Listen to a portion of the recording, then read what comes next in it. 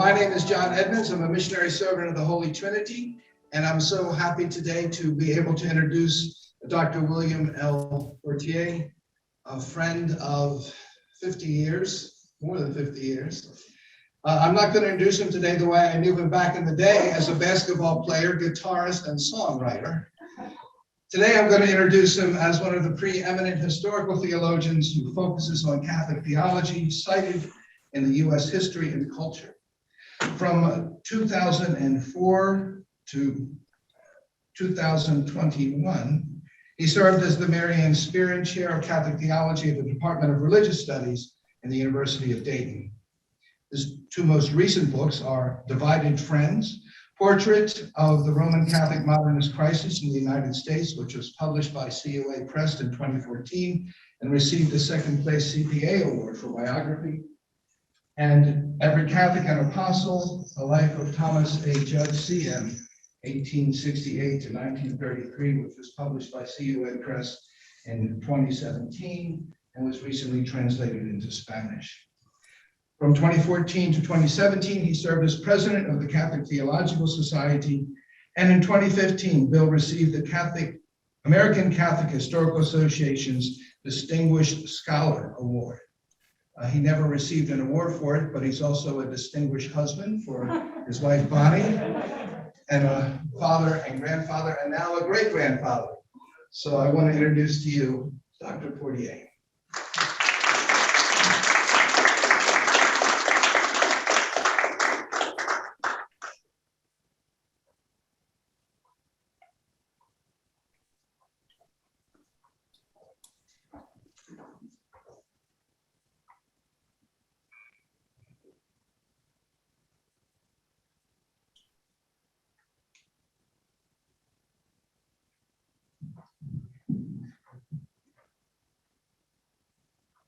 Get to take it off. Thank you, John, and thank you, Sister Barbara, for your previous introduction. I'm glad that John is willing to admit that he's known me for 50 years or more. I'm very glad to be here today. I didn't realize that this was the first Sundays at CTU in person since COVID, so I'm very glad that all of you are here in the time of COVID. I'm delighted to be here to honor the missionary servants of the Most Holy Trinity, to whom I owe much on their centenary. That means that Father Judge's charism has been running around the world for 100 years. It's pretty wild. So, and thank you all for all of you who are on Zoom, the wonders of Zoom, 200 plus people. Truly amazing. And I'm delighted to be back in Chicago. I went to school here thousands of years ago, and I recognize the weather. It's great. I like it. And this is the first time I've ever been to CTU, which is a really great place. I like it. You got a great operation. Okay, so this talk has three parts. The first part focuses briefly on lay apostles. Like, where did this term come from? The second part is the more about Father Judge that Mike promised you in his homily. And the third part brings us up to the present, to the synodal journey on which Pope Francis is calling the church to walk together. It began last Sunday throughout the church and will continue for the next 2 years, leading up to the 16th Ordinary General Assembly of the Synod of Bishops in 2023. So part one, lay apostles. Where did this term come from? The preparatory document for the 2023 Synod takes for granted the Church's mission to proclaim the gospel and that by virtue of our baptism and confirmation, we all participate in this mission of evangelization. The document calls the church's mission to preach the gospel evangelization. Catholics never used this term in the days of Father Judge. For example, 1967's New Catholic Encyclopedia has no entry on evangelization. Check it out.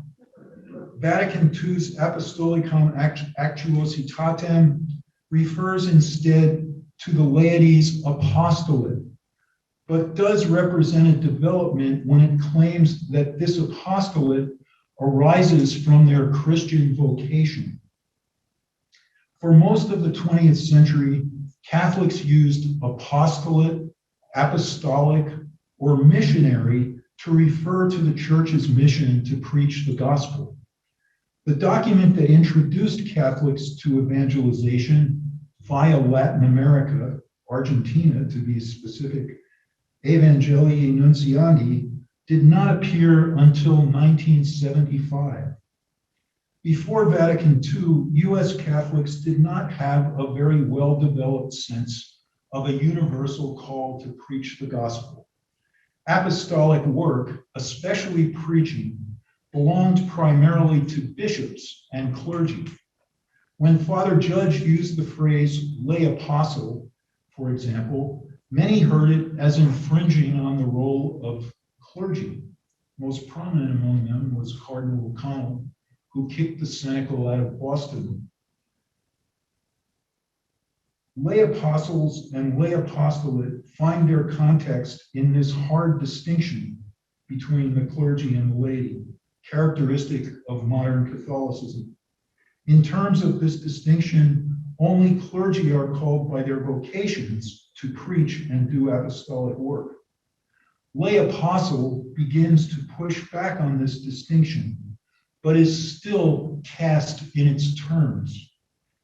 So how is it that the sense of apostle and apostolate came to be expanded and applied to all Christians? The short answer is modern politics.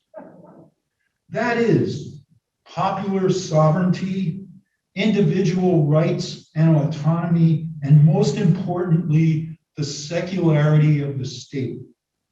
These developments represent the end of the post-Westphalian confessional state system in Europe and the effective end of Christendom's ideal of the union of throne and altar. To call it church and state is an anachronism. Apostolicam Actuositatem begins with modern conditions as requiring an even more vigorous and widespread apostolate for the laity.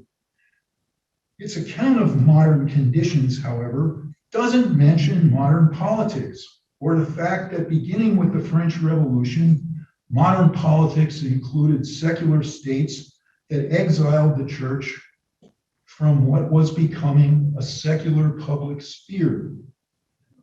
States banished religious congregations, closed Catholic schools and other institutions, and confiscated their property. In this post-Christendom world, if you're a church, you had two choices. You could either be a legally voluntary association of citizens, or you could be something like a branch of the state. Clearly, neither one of those are acceptable to the historic Catholic Church. You couldn't be a historical social body existing in what had become secular public space. This is the crisis of 19th and 20th century Catholicism, and it's where all of 19th and 20th century theology comes from. That's why we have ecclesiology. They didn't used to have that. This presented the Catholic Church with a tremendous crisis of imagination. How could it avoid simply becoming an interiorized pursuit and what was fast becoming both legally and even ontologically a secular landscape. Part of the response, beginning in the early 20th century, was the laity and lay apostolate. Lay people had always been deeply involved in the work and even the governance of the church. But in Christendom and its confessional successor, they were usually royalty or aristocrats. Now it would be ordinary citizens, the voluntary religious subjects created by modern politics. That's us. Those who were not clergy would make the church present in a legally secular, often anti-clerical public sphere. But how that might work was not clear. One of the early names given to this new approach was Catholic action. Tortured, abstract attempts to define Catholic action alternated between lay initiative and clerical control. I experienced these tortured attempts in high school. Pius XI famously defined it as lay participation in the hierarchy's apostolate. This definition implies that lay people do not have a proper sphere in the church's apostolate or mission to spread the gospel. Addressed to the assumption that apostolic work is proper to bishops and clergy, the term lay apostolate or lay apostle complicate this hard distinction between clergy and laity. Hence, Father Judge's need for the declarative every Catholic an apostle, with the emphasis on every. At the beginning of the 20th century, such a claim was difficult to justify in theological terms. The sticking point, finally addressed by Vatican II, was the proper sense in which the word apostle might be attributed to the laity or to lay people. Second part, Father Judge. Father Judge was born to Irish immigrant parents in South Boston in 1868. He died at the age of 65 in 1933. In 1899, he was ordained a Vincentian. From that time, the familiar CM always appeared after his name. Over his 34 years as a Vincentian, his outstanding contribution was his far-sighted vision of an apostolic laity. To that end, he founded a lay group known today,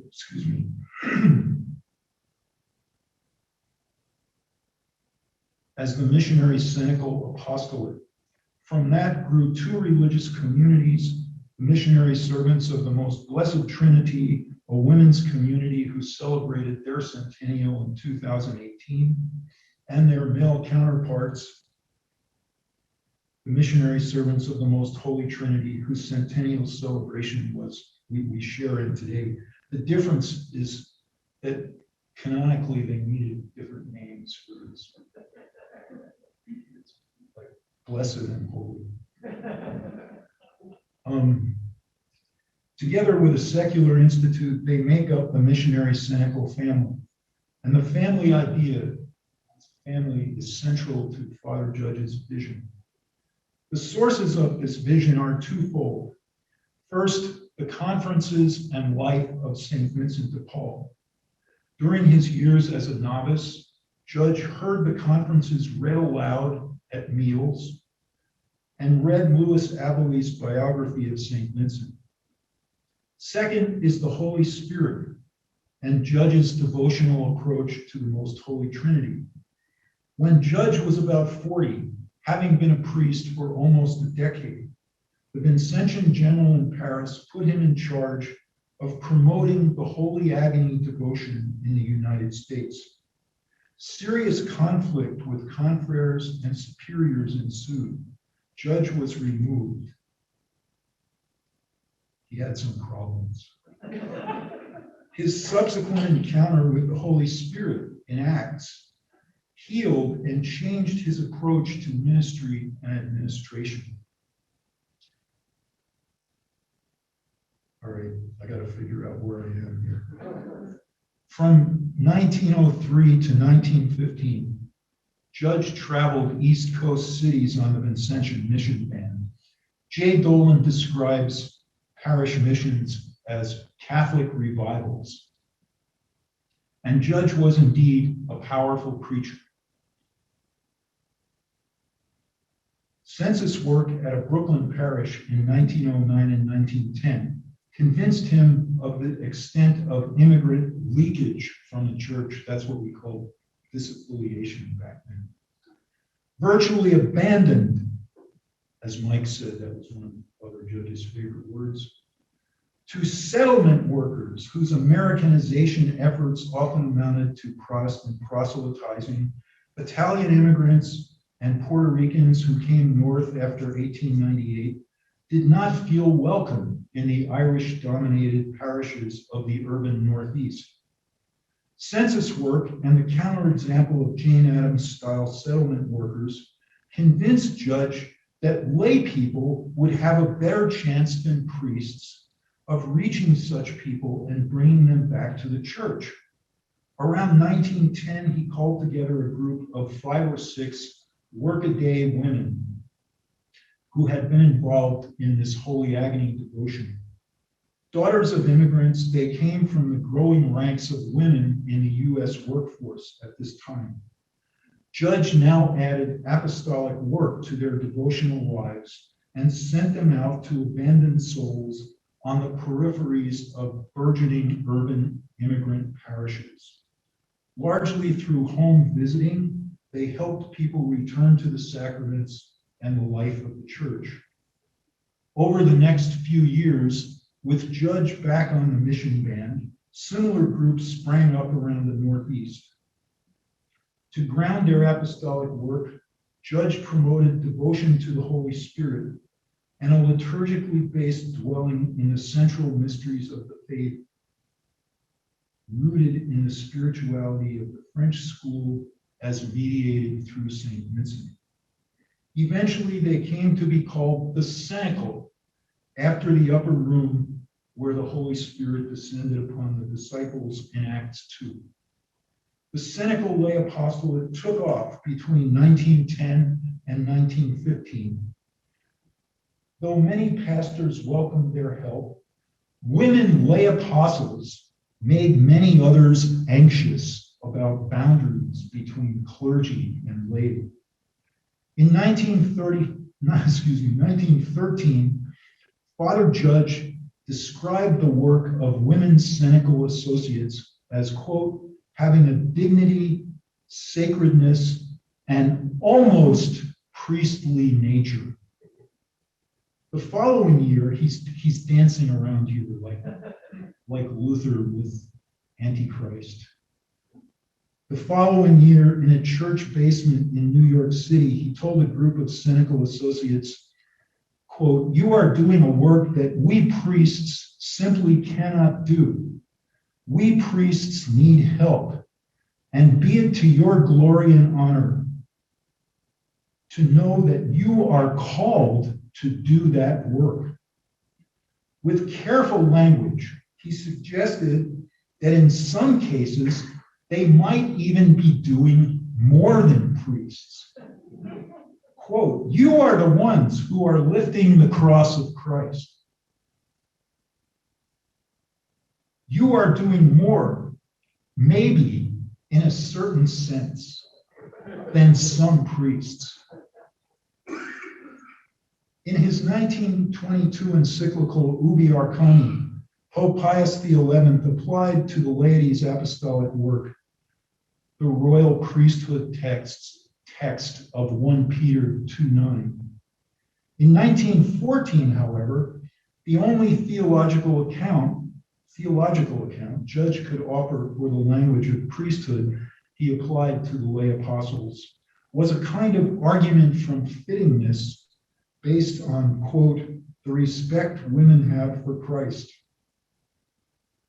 unquote.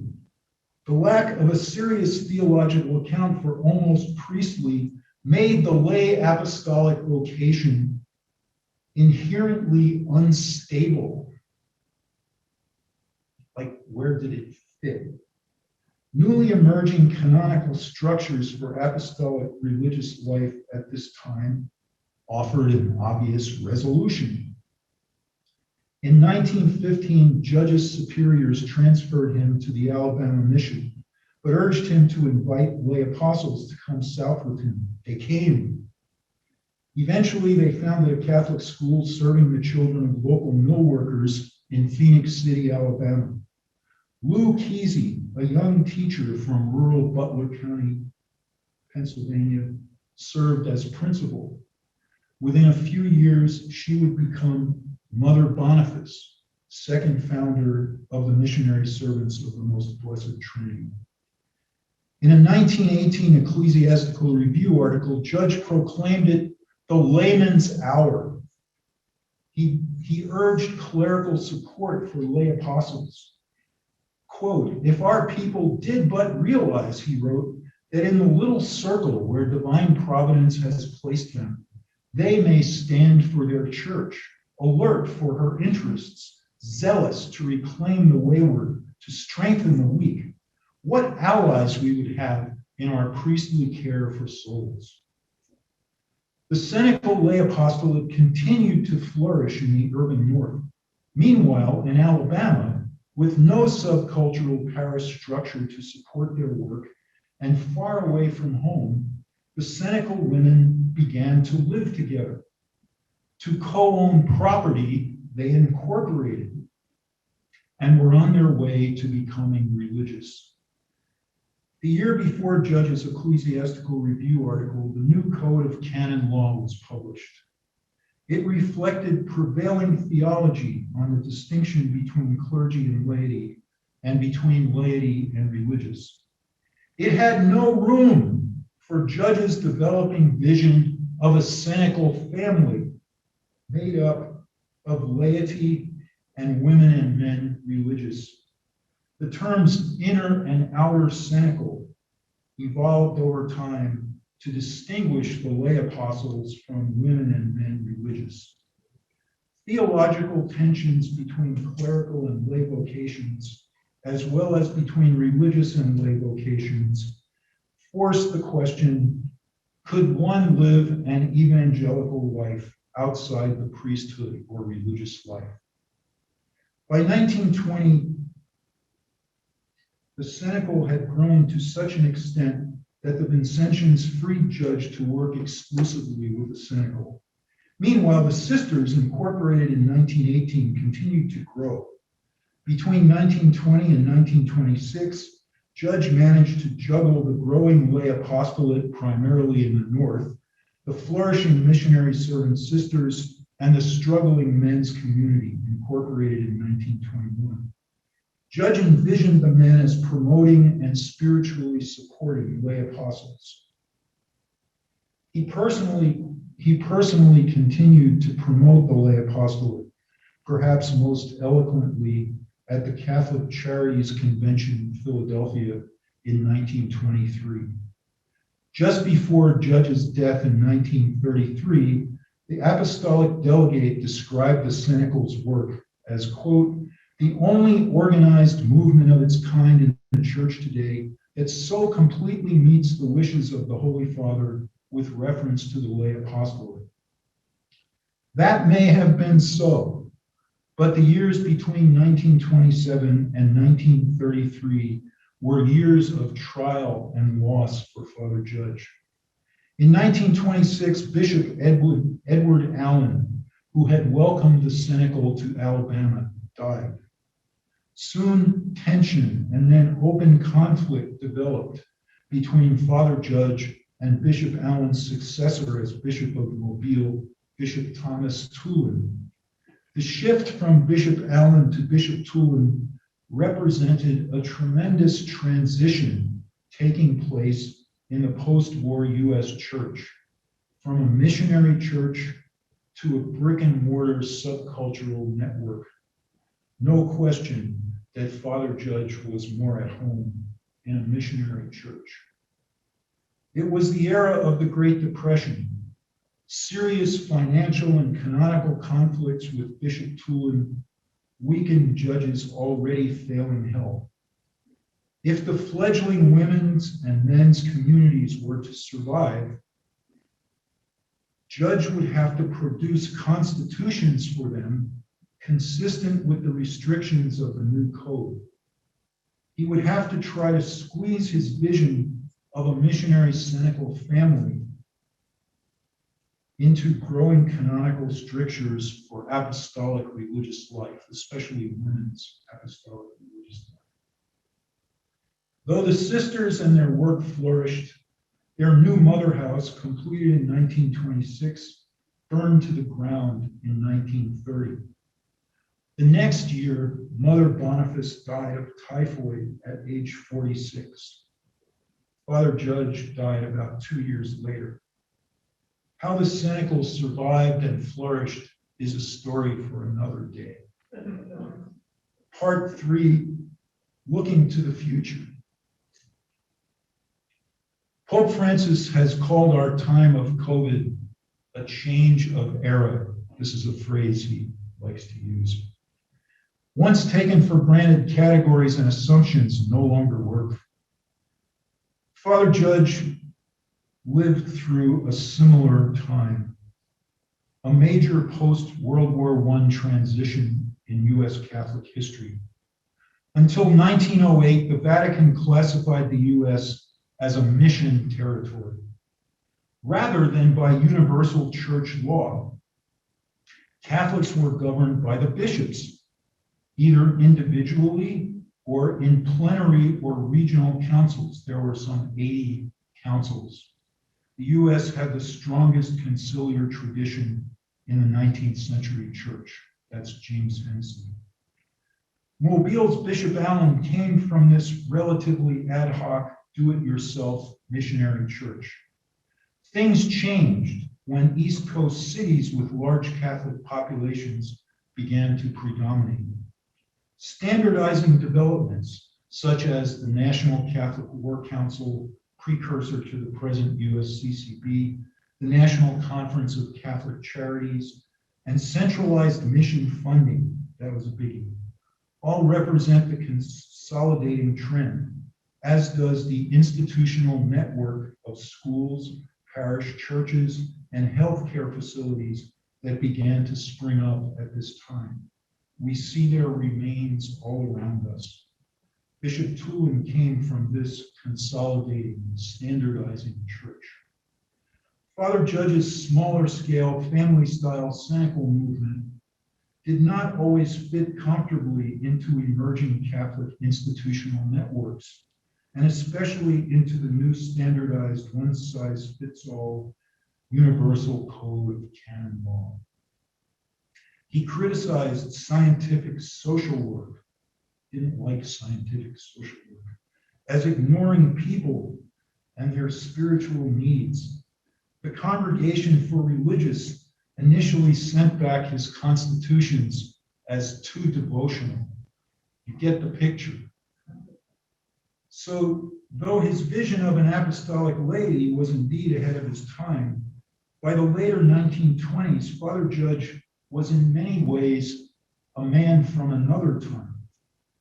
But things tend to come around again.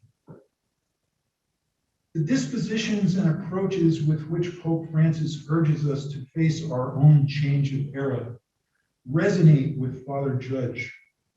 In 1923, he asked a national gathering of social workers to imagine how they might bring Catholics to realize that, quote, in their everyday providence, they are the Catholic Church. He urged them to ask what they could do to make every Catholic a missionary. After their initial successes, he reflected with the women of the Alabama Cenacle on the text of Matthew 28 and Jesus' command to go forth and make disciples. You, he told them, were very much in the mind of Jesus when he spoke these words. We now have a pope who proposes a church of missionary disciples. Like the women in Phoenix City, Alabama, This would be a church that goes forth. A church not focused primarily on its own internal maintenance, but that faces outward in interpersonal witness.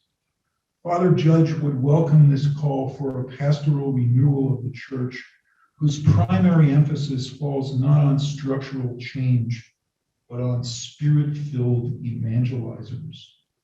Inspiring works like Evangelii Gaudium, Austin Ivory's Wounded Shepherd, or Let Us Dream, the book that Pope Francis did with Ivory last year, suggest to me two images.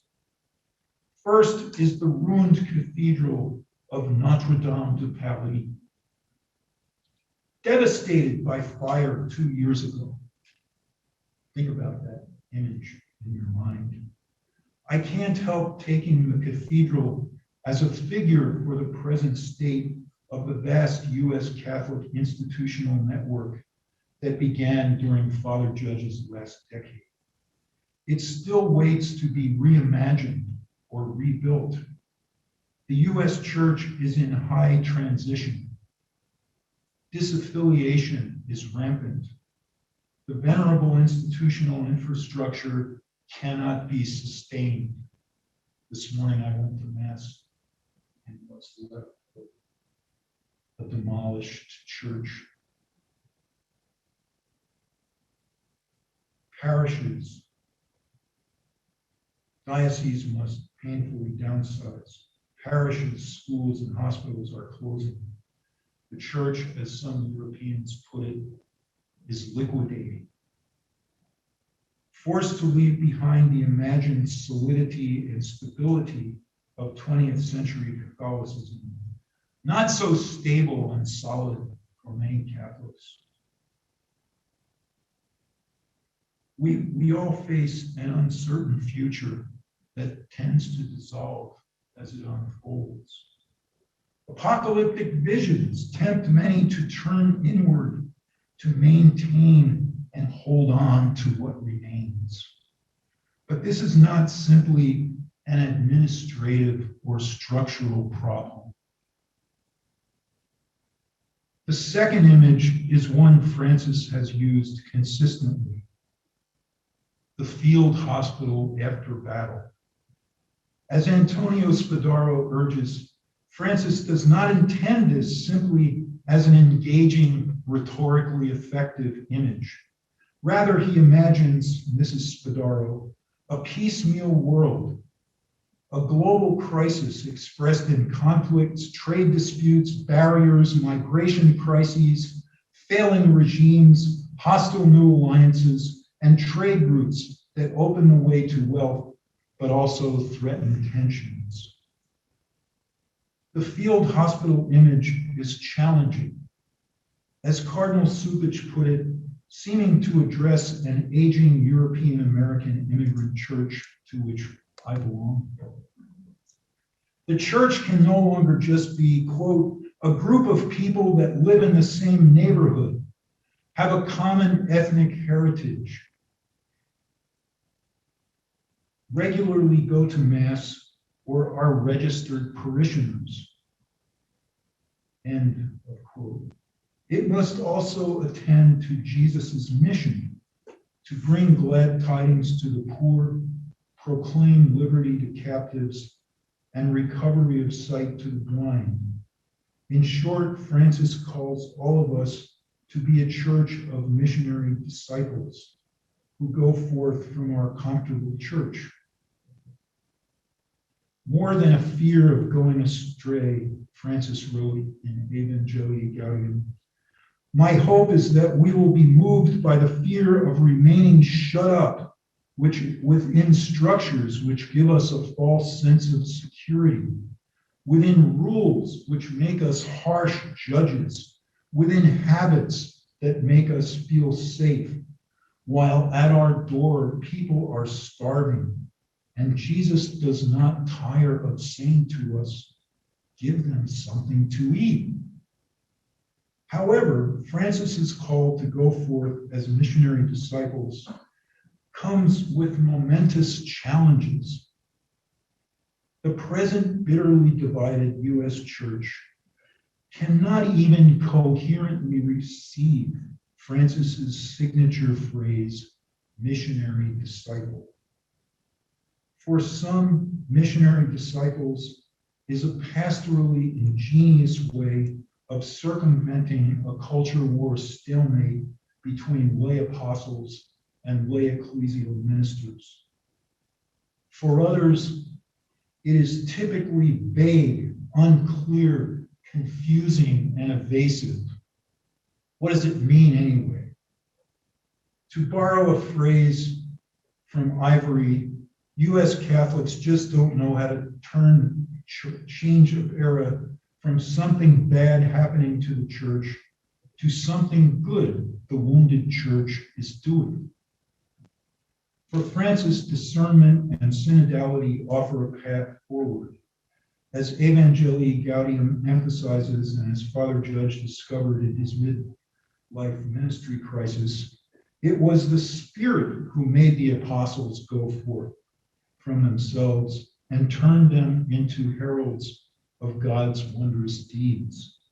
Only the Spirit can convert all of us to pass from being a church of the unhappy and disheartened to being a church that serves all those people who are unhappy and disheartened.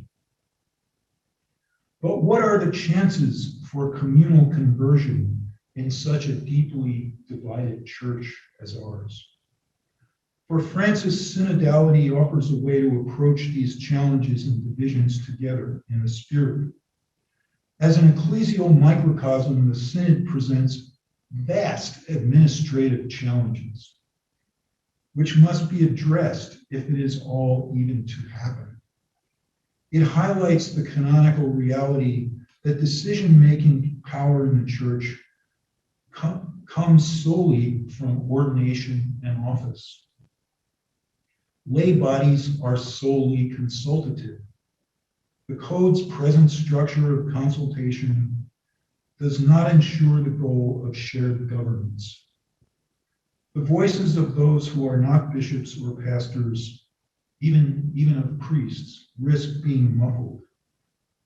Think of diocesan lay advisory boards in the manner of clergy sexual abuse. Their decisions cannot bind a bishop. The law does require consultation. Is it possible for the voices of those consulted to be in any sense binding? Synodality will need smart and holy canon lawyers to consider possible responses to such concerns. Anybody out there interested in being a smart canon lawyer? But without changes of heart and will, all the canonical and administrative strategies in the world cannot turn us into a church that goes forth. I just wanted to add to the previous canon lawyers. So the code had just been introduced in 1917. Father Judge was trying to do all this stuff in the 1920s. So it was the canon lawyers in the fledgling canon law department at Catholic University that saved his bacon and made it possible for him to survive. He was like Hopkins Medical Center, where you took cases that you had never seen before so that you could experiment with them and learn stuff. So Judge provided the canon lawyers at Catholic University with an endless supply of canonical anomalies that they could play with. So that's what I mean by smart and holy canon lawyers. Not perhaps like maybe some of the ones that I have known. But I have known some really great ones, so I know that there are smart and holy canon lawyers, just to be clear. But without changes of heart and will, all the canonical and administrative strategies in the world cannot turn us into a church that goes forth. They can always be circumvented.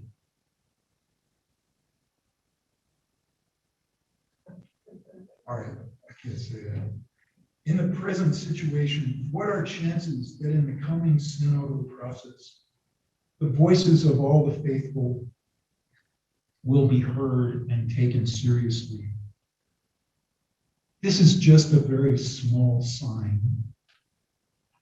I gotta clutch whatever I can get. After several disappointing meetings between bishops and theologians I attended, at a recent meeting, younger theologians were seen taking selfies with bishops. And after the meeting was over, one bishop stood outside the USCCB building with us, calling airport Ubers, and he stayed there until they came. It's a small thing. I thought it was awesome.